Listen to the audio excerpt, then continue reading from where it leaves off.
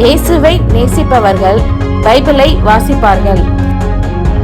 இந்த சேனலை பின்பற்றினால் ஓராண்டில் வேதாகமத்தை வாசித்து முடித்து விடலாம். ஃபாலோ பண்ணுங்க, சப்ஸ்கிரைப் பண்ணுங்க. எரேமியா தீர்க்கதரிசியின் புஸ்தகம் 1 அதிகாரம்.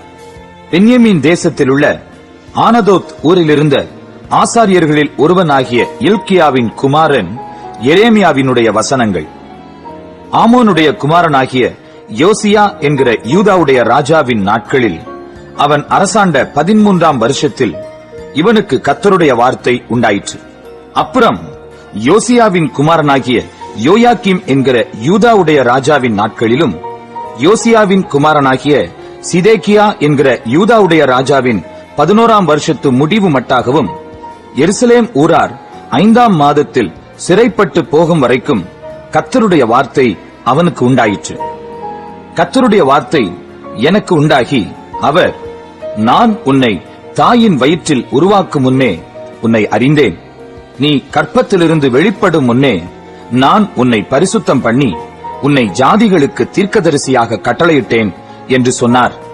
அப்பொழுது நான், கர்த்தராகிய ஆண்டவரே, இதோ நான் பேச அறியேன், சிறுபிள்ளையாயிருக்கிறேன் என்றேன். ஆனாலும் கர்த்தர், நான் சிறுபிள்ளை என்று நீ சொல்லாதே. நான் உன்னை அனுப்புகிற எல்லாரிடத்திலும் நீ போய் நான் உனக்கு கட்டளையிடுகிறவைகளை எல்லாம் நீ பேசுவாயாக. நீ அவர்களுக்கு பயப்பட வேண்டாம்.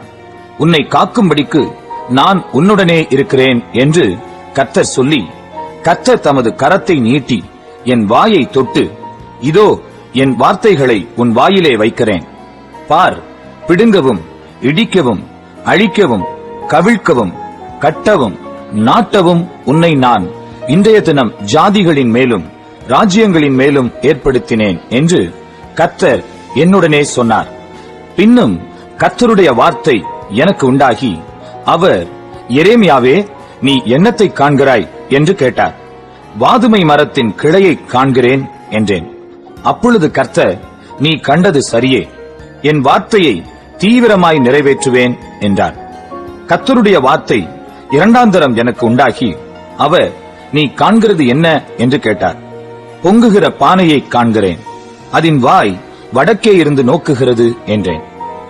அப்பொழுது கர்த்தர் என்னை நோக்கி, வடக்கே இருந்து தீங்கு தேசத்தினுடைய குடிகள் எல்லார் மேலும் வரும்.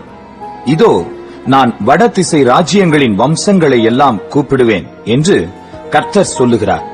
அவர்கள் வந்து அவனவன் தன் தன் சிங்காசனத்தை எருசலேமின் ஒலிமுக வாசல்களுக்கும் அதன் சுற்று மதில்கள் எல்லாவற்றிற்கும் விரோதமாகவும் யூதா தேசத்து எல்லா பட்டணங்களுக்கும் விரோதமாகவும் வைப்பார்கள்.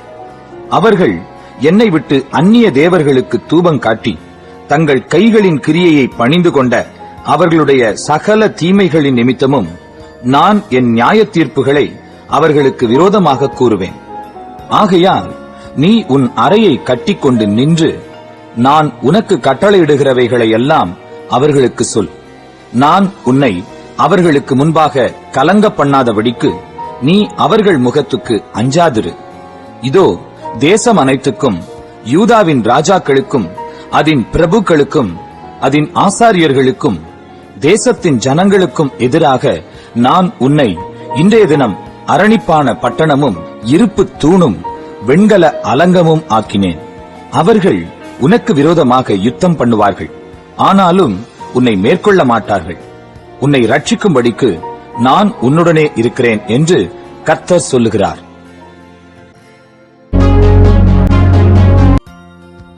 எரேமியா 2ஆம் அதிகாரம். கர்த்தருடைய வார்த்தை எனக்கு உண்டாகி அவர், நீ போய் எருசலேமின் செவிகள் கேட்கும்படி கூப்பிட்டு சொல்ல வேண்டியது என்னவென்றால், விதைக்கப்படாத தேசமாகிய வனாந்தரத்திலே நீ என்னை பின்பற்றி வந்த உன் இளவயதின் பக்தியையும் நீ வாழ்க்கைப்பட்ட போது உனக்கிருந்த நேசத்தையும் நினைத்திருக்கிறேன் என்று கர்த்தர் சொல்லுகிறார். இஸ்ரவேல் கர்த்தருக்கு பரிசுத்தமும் அவருடைய விளைவின் முதற் பலனுமாயிருந்தது. அதை பட்சித்த யாவரும் குற்றவாளிகளானார்கள். பொல்லாப்பு அவர்கள் மேல் வந்ததென்று கர்த்தர் சொல்லுகிறார். யாக்கோபின் குடும்பத்தாரே, இஸ்ரவேல் குடும்பத்தின் வம்சங்களே, நீங்கள் எல்லாரும் கர்த்தருடைய வார்த்தையை கேளுங்கள். கர்த்தர் சொல்லுகிறது என்னவென்றால், எங்களை எகிப்து தேசத்திலிருந்து வரப்பண்ணினவரும் அவாந்தர வெளியும் பள்ளங்களும் உள்ள தேசமும் வறட்சியும் மரண இருளும் உள்ள தேசமும் ஒருவனும் கடவாமலும் ஒரு மனுஷனும் குடியிராமலும் இருக்கிற தேசமுமான வனாந்தரத்தில் எங்களை நடத்தினவருமாகிய கர்த்தர் எங்கே என்று உங்கள் பிதாக்கள் கேளாமல் என்னை விட்டு தூரப்பட்டு மாயையை பின்பற்றி வீணராய் போகிறதற்கு என்னிடத்தில் என்ன அநியாயத்தை கண்டார்கள்? செழிப்பான தேசத்தின் கனியையும் நன்மையையும் சாப்பிடும்படிக்கு நான் உங்களை அவ்விடத்துக்கு அழைத்துக் கொண்டு வந்தேன். ஆனாலும் நீங்கள் அதற்குள் பிரவேசித்த போது என் தேசத்தை தீட்டுப்படுத்தி என் சுதந்திரத்தை அருவருப்பாக்கினீர்கள். கர்த்தர் எங்கே என்று ஆசாரியர்கள் சொல்லாமலும் வேதத்தை போதிக்கிறவர்கள் என்னை அறியாமலும் இருந்து மேய்ப்பர்கள் எனக்கு துரோகம் பண்ணினார்கள்.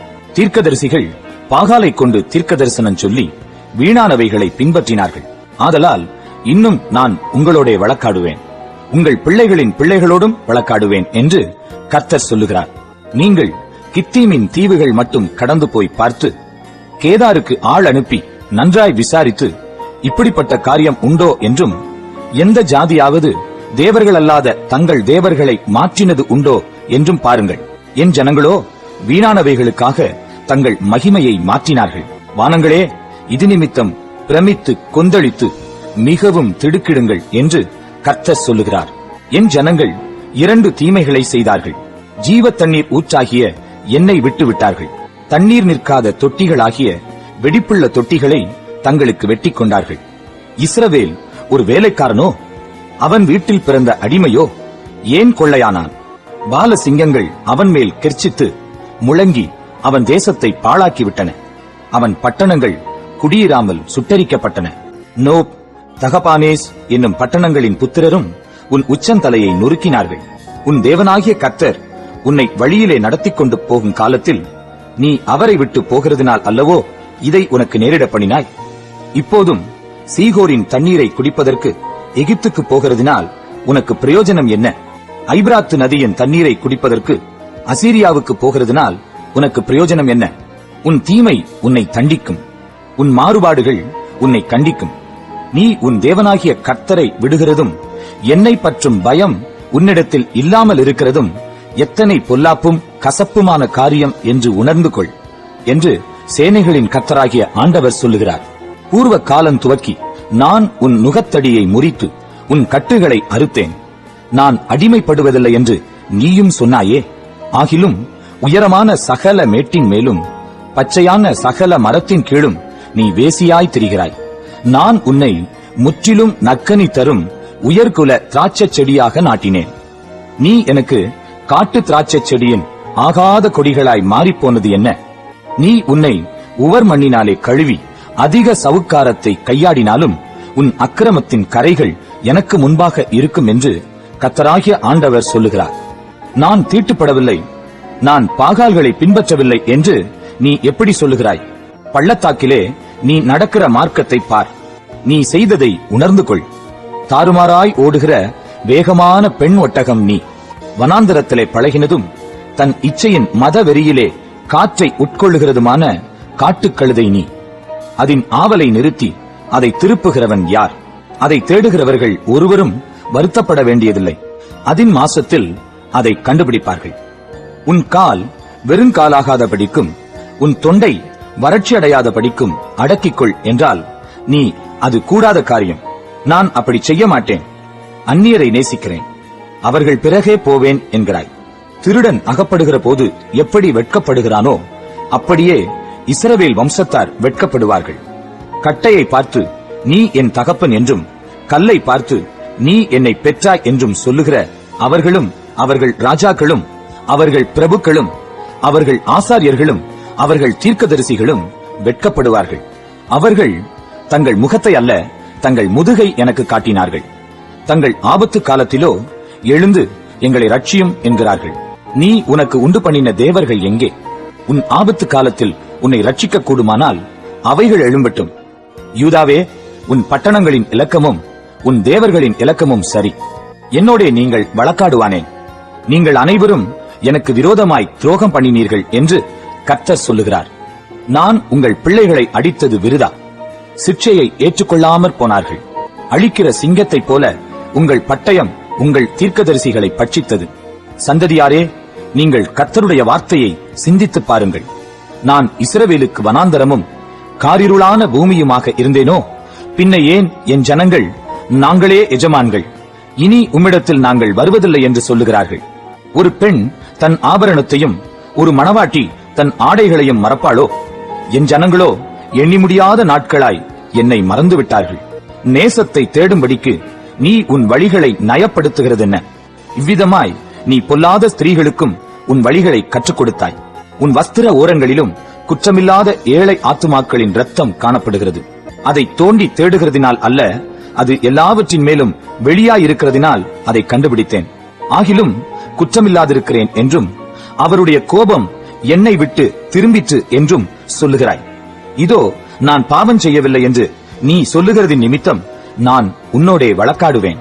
நீ உன் வழியை மாற்றி மாற்றி இவ்வளவாய் விலகி போகிறது என்ன? நீ அசீரியாவினால் வெட்கி போனது போல எகிப்தினாலும் வெட்கி போவாய். நீ உன் கைகளை உன் தலையின் மேல் வைத்துக் கொண்டு இவ்விடத்திலிருந்து புறப்பட்டு போவாய். ஏனெனில் உன் நம்பிக்கைகளை கர்த்தர் வெறுத்திருக்கிறார், அவைகளால் உனக்கு காரியம் வாய்க்காது.